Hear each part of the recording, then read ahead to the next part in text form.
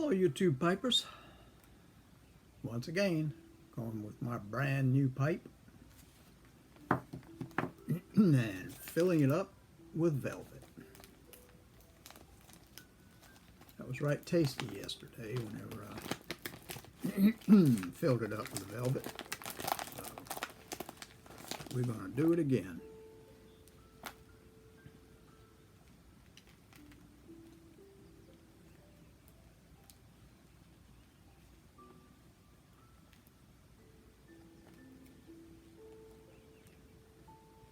And I'm going to go with 4 this time.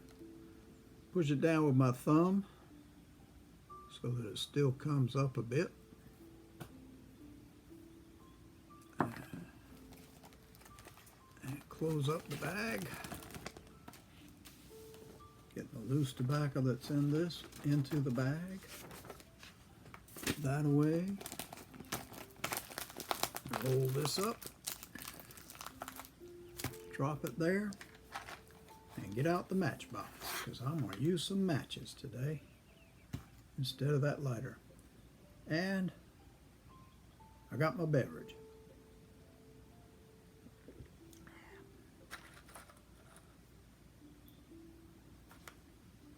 Boy, that thing is too thin to strike.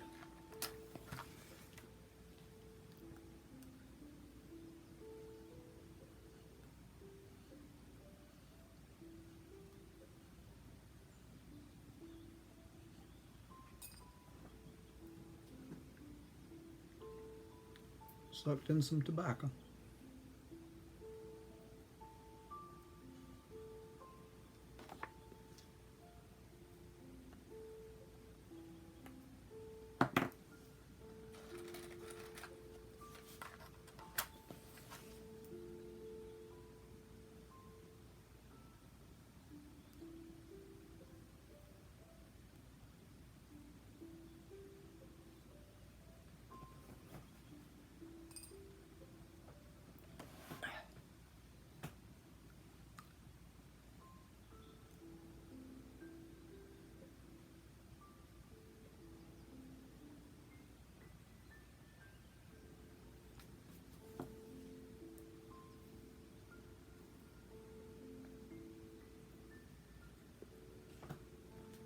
Okay, I think we're kind of at the start of something here.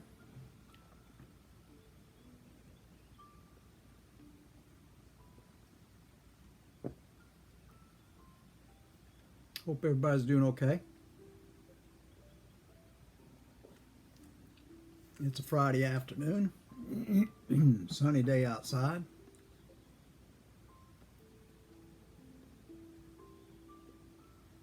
Hot without much breeze.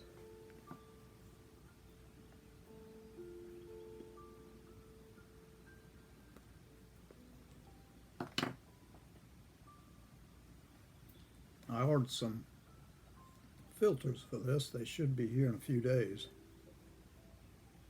It's a not it's a 9mm.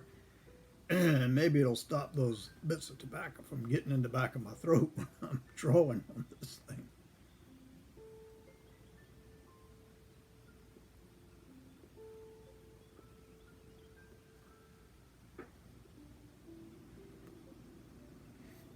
We shall see.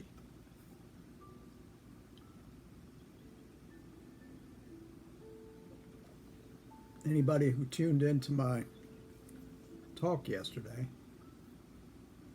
know that I was talking about my dad.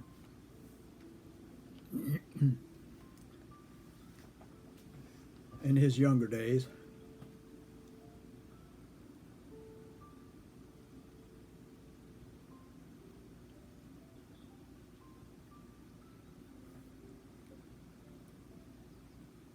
Trying to think. 32. He'd probably be in his mid-30s. About this time. So in the front end of the 50s is what I'm talking about now.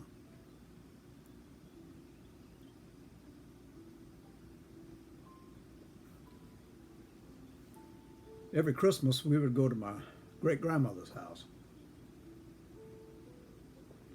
near Clio, Georgia. I don't know if anybody's familiar with Clio, Georgia. But you hit Savannah, take a right, and it's somewhere along there, Clio, Georgia. Short distance from Luray, if anybody's familiar with Luray.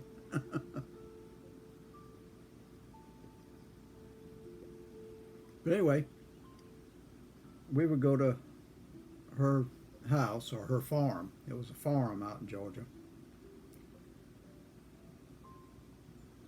Many acres. I don't know how many, but many acres. And this particular Christmas, we got there early, and Dad parked the car, and it was across the street from the house.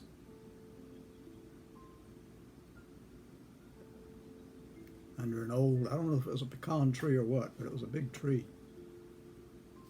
Shade over in that area, Dad parked.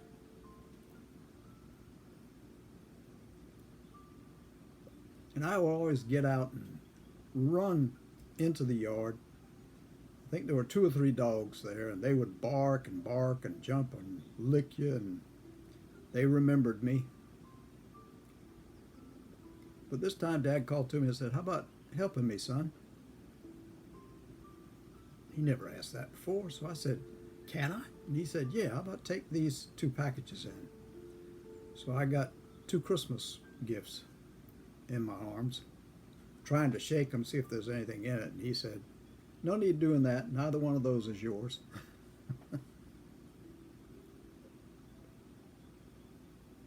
One of these days I'll tell you about the Christmases when he would pick up a package and go, "Chicka chicka," and immediately know what it was. It was uncanny.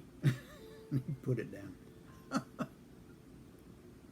I always tried to copy that, but I could never do it. But anyway, I ran into the house with these 2 packages. And I was going to put them under the tree, but there was no tree. Always before, there was a tree there, and it was either ready to be decorated by those of us coming in, or it was already decorated. Normally it was one that we decorated, I think.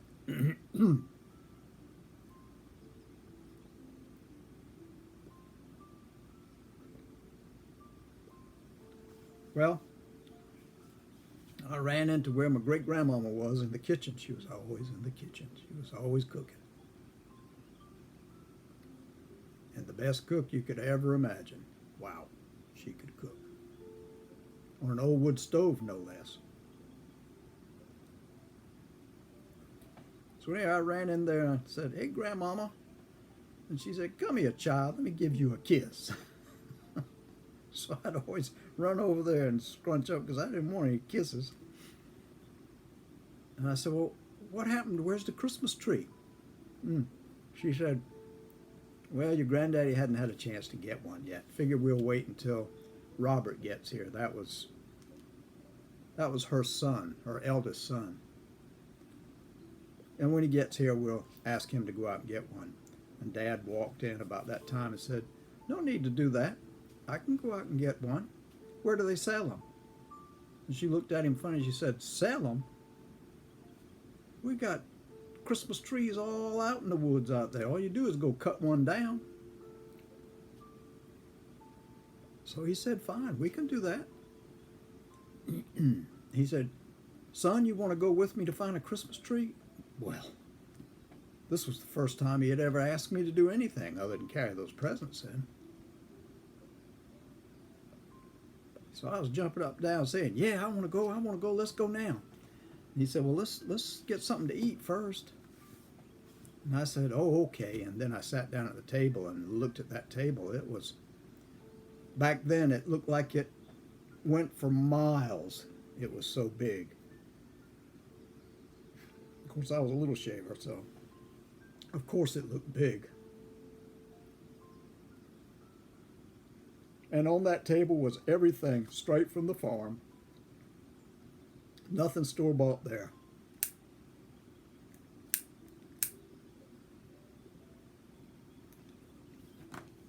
Well,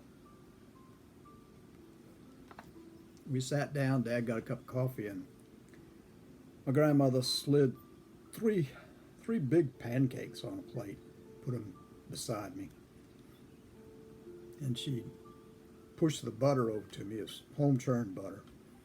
I'd get a big slab of that and put it in between each pancake. And then I looked at the jug and I tried to lift it, but it was way too heavy. This was the cane syrup that they had made from the sugar cane that they grew out there, and the milling blocks that they had out there to grind it up and get the juice. And then boil down that juice into syrup.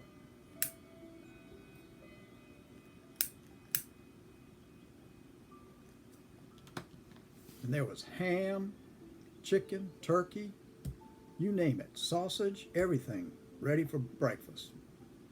Bread, toast.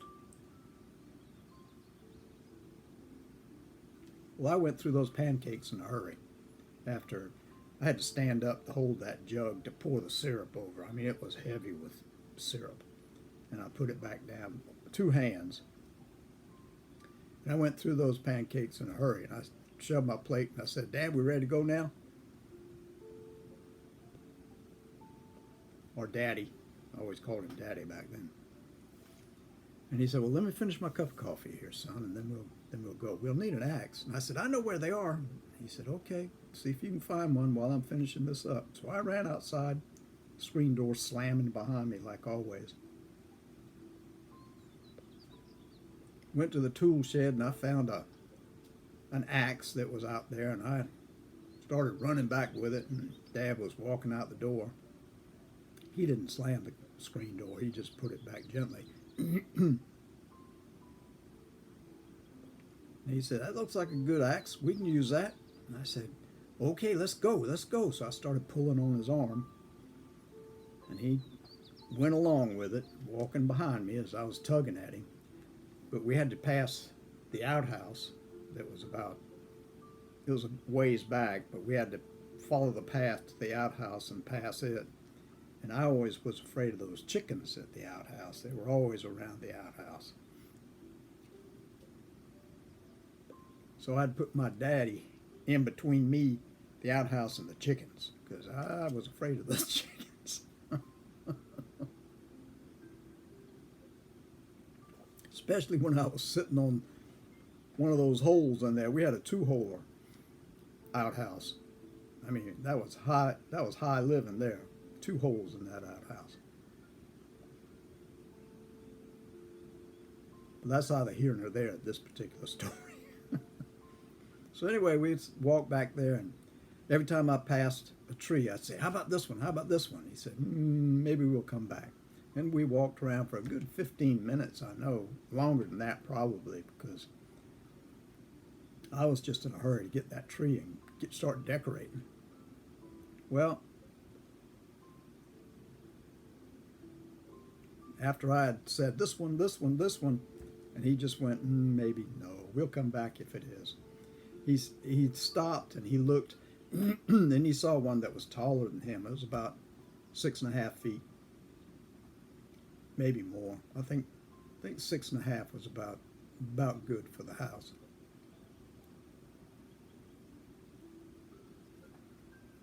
Perfect shape, and up top, perfect place for the star or the angel, whatever it was that year.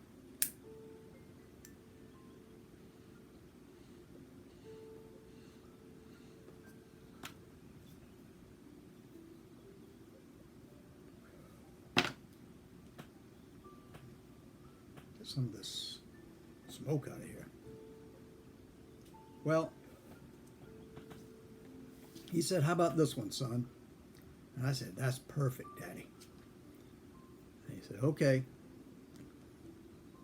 And he hit it whack once with the axe, and it sliced in there.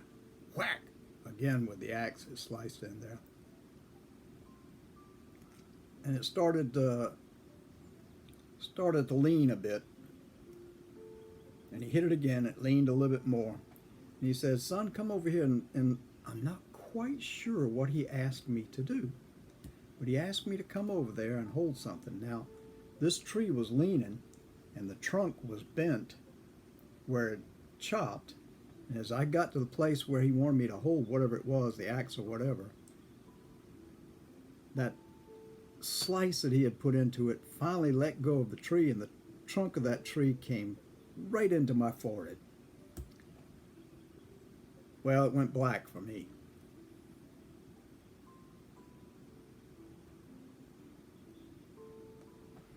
I don't know how long I lay down there. But Dad was leaning over me, going, tapping my cheek, saying, "Son, you okay? Are you okay, son?" And I said, "Well, how?" He said, "That trunk of the tree hit you. It must have knocked you out." I said, "Huh?" He said, "Come on, let's see if you can stand up. Shake it off." So I said, I did that and kind of tried to stand up and wasn't able to. Little birdies were flying around my head. You know, those cartoon birdies, those blue and yellow ones. Well, I saw them. They were tweeting. He grabbed my arm and kind of put his hands under my armpits and lifted me up. Said, "You think you can stand?" I said, "Yeah, I think so." He said, "Do you think you can, let's walk to the house?" I said, "Yeah, I think so. I don't see why not." He said, "Okay. Can you hold this axe and carry it while I carry the tree?" I said, "Yeah, I can do that."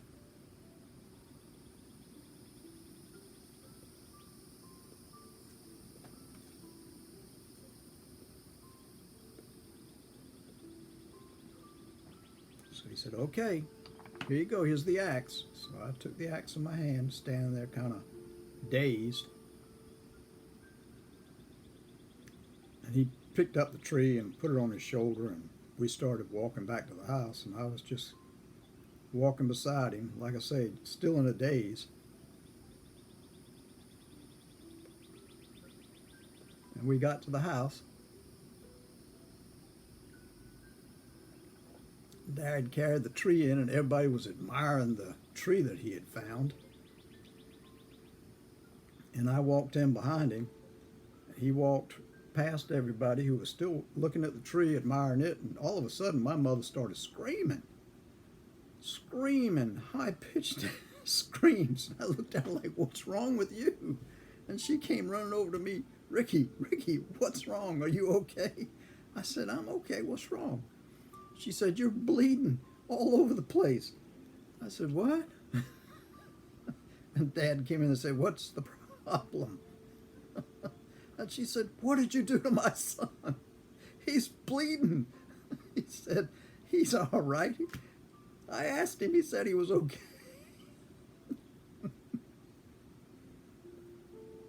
She said, "But he's bleeding. What happened? What did you do?" He said the tree stump slapped him in the forehead. He said, "It's just a scalp wound that just bleeds a lot. Your son's fine."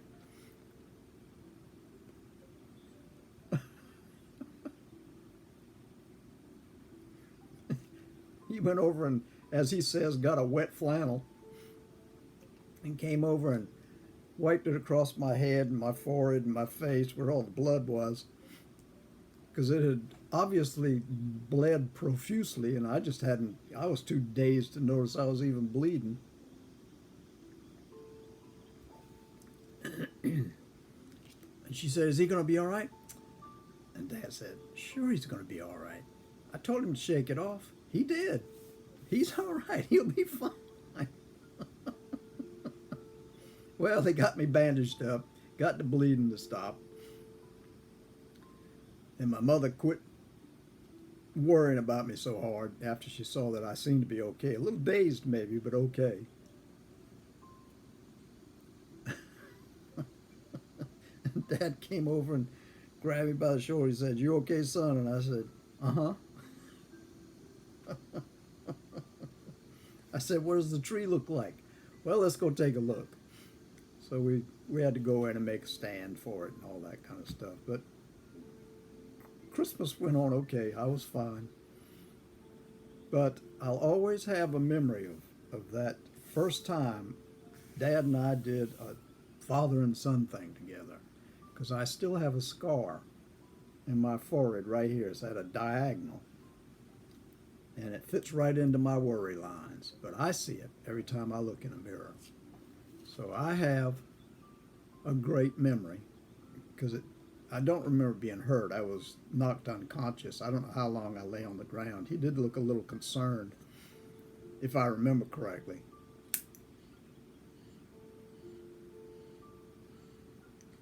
When he was leaning over me asking me how I was.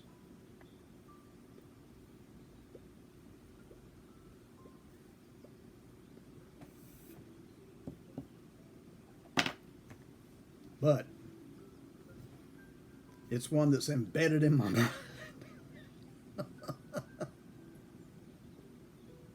That was the best Christmas. Yeah, it was the best Christmas because it was the first time my dad and I did something together. And I was a part of it.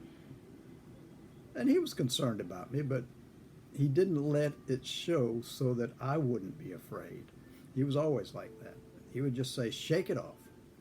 And I would do that. And I would be fine because it didn't, because he was okay with it, I was okay with it. So, but he knew I was okay.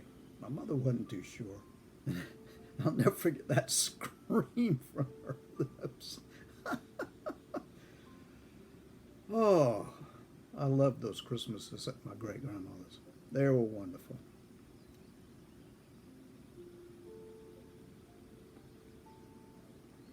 We had some good times in those Christmases. I would say from like 52 up until about 58. We went there quite a few times. The last time we did not make it was 1960. That was the year my great-grandmother passed away. We didn't make it that year because my dad's parents were visiting from England. I don't know why we didn't take them, but that's in the past. Nothing you can do about it. I love my daddy. He was a good man. Taught me quite a bit. And he didn't fool around with childish things. And I guess I learned something from that. But he was a good man, and I definitely miss him. I was just thinking about him since talking about fixing that lawnmower yesterday. So I wanted to bring that one up too. That one was, for me, kind of I felt like a grown-up going out there with him. And once I got hit with that tree stump, I felt like I had really aged quite a bit. All right, that's enough. I hope you have a good weekend. I see my son has a 4-day weekend because 4th of July is on Tuesday.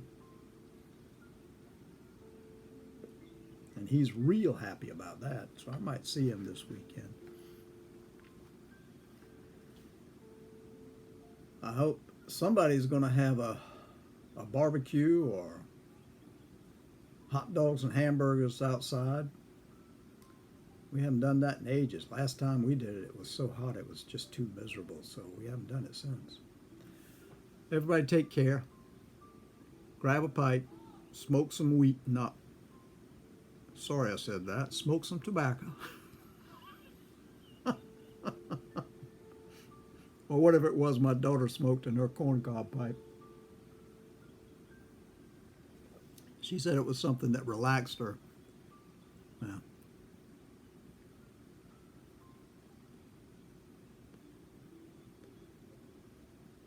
Still like this pipe. It's a good pipe. Take care of yourselves.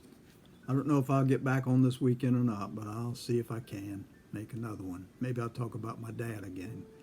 Got some good stories about him. I miss him. Y'all take care. God bless till the next time.